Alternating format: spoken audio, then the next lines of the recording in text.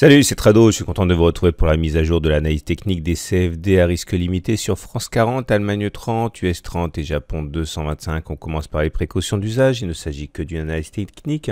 Cela est donné à titre informatif, pédagogique, mais ce n'est pas un conseil en investissement. Il faut vous rapprocher d'un spécialiste pour savoir si la spéculation, la détention d'actions, la bourse correspondent à votre profil d'investisseur. On précise à partir de maintenant que les données sont hebdomadaires. On est sur le France 40 et on voit que la tendance pour l'instant elle est toujours globalement neutre. Cela fait partie de discours que l'on peut tenir depuis des mois finalement, puisque le nuage n'a pas d'orientation particulière. Elle est à plat comme on dit. On arrive à se hisser par contre au-dessus de la moyenne mobile à 20 semaines. Donc au regard de ce critère là, par contre on est en tendance haussière. Mais comme il n'y a pas consensus non plus, on va dire que la tendance elle est globalement neutre à légèrement positive. Néanmoins, on a expliqué pendant de nombreuses semaines d'affilée que plus on se rapprochait des 5500, plus on se rapprochait des 5540, et bien plus on se rapprochait d'une zone de résistance importante qui risquait de poser problème. Ceux qui voulaient investir pour le moyen terme sont déjà rentrés sur les 4500, 4580. Ils ne rentrent sans doute pas sur les niveaux actuels. Ceux qui achètent actuellement sont ceux qui sont intéressés davantage par des investissements de très court terme, par de la spéculation. Je considère qu'il y aura éventuellement des investisseurs de moyen terme intéressés par les 5110, 5170 si on y va. Mais pour l'instant, encore une fois, ceux qui sont entrés et ceux qui entrent sont des spéculateurs de court terme. Le consensus des clients CMC est globalement neutre, légèrement vendeur à 53%. Pour les données mensuelles, la tendance est du même acabit, quoique peut-être un peu meilleur avec un nuage qui croît, mais on n'arrive pas à se maintenir au-dessus de la moyenne mobile à 20 mois. Par contre, on va dire qu'on est en tendance haussière faible. Vous voyez que là, on a une zone de résistance mensuelle comprise entre 5500 et 5650 qui fait peur aux investisseurs puisque justement, c'est à l'approche de cette zone qu'on a connu notre première attaque sérieuse cette semaine.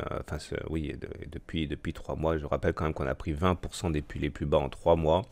Et donc, il est normal que le marché veuille faire une pause. Alors, on ne voit pas les investisseurs de long terme entrer maintenant, pas au contact d'une résistance aussi proche. Je considère que les investisseurs de long terme qui investissent pour des années seront davantage intéressés par la zone des 3780, 4230 ici. On passe à l'Allemagne 30. Qui est beaucoup plus clair. La tendance, elle est baissière. Ici, vous voyez, on est en dessous d'un nuage qui décroît.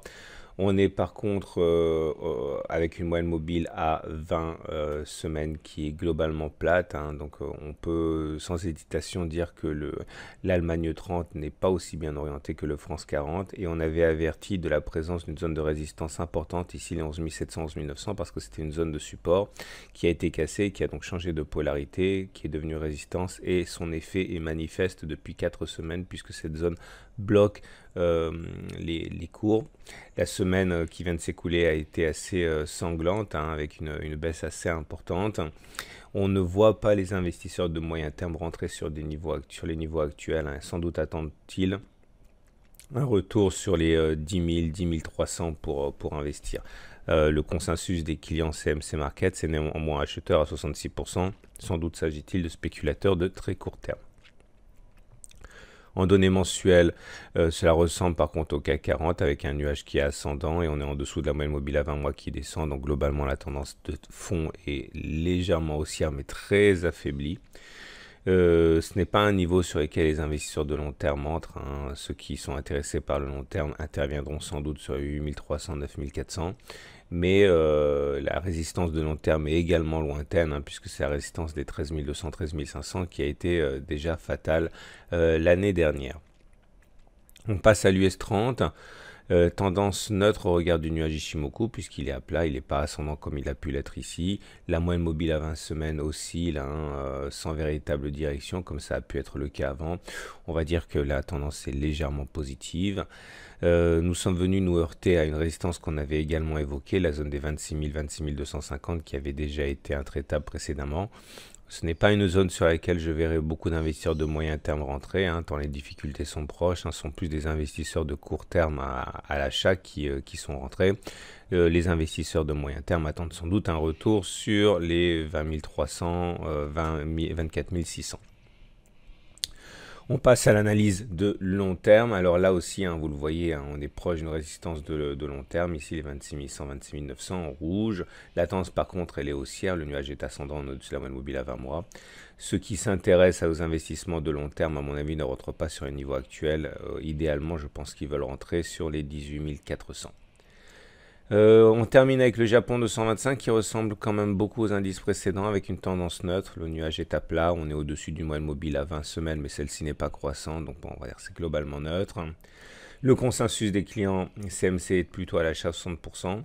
On n'est pas sur des résistances proches, la résistance évidente elle est à 22 700 ici, mais la distance avec ces 22 700 laisse un petit peu de marge de manœuvre. En tout cas, je considère que les investisseurs de moyen terme rentreront davantage sur les 19 100, 19 700 comme ils l'ont fait précédemment, donnant plus de potentiel de gain.